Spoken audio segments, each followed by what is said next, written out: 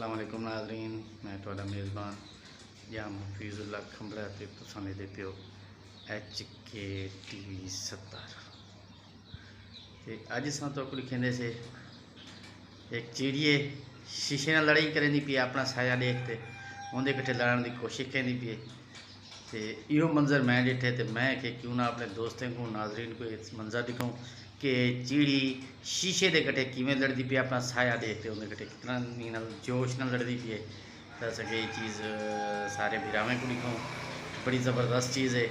तो इंशाल्लाह तो कोई वीडियो ज़रूर पसंद हमसे जे साड़ी वीडियो पसंद आवे तो सारे चैनल HK TV 70 को सब्सक्राइब करे सोचा, घंटी का बटन दबे सोचा, क्योंकि तो अपना चैनल है। मेहरबानी तो शुक्रिया मेरे तमाम भिरावें का। तो आओ हुण असां करेंदे से वीडियो शुरू।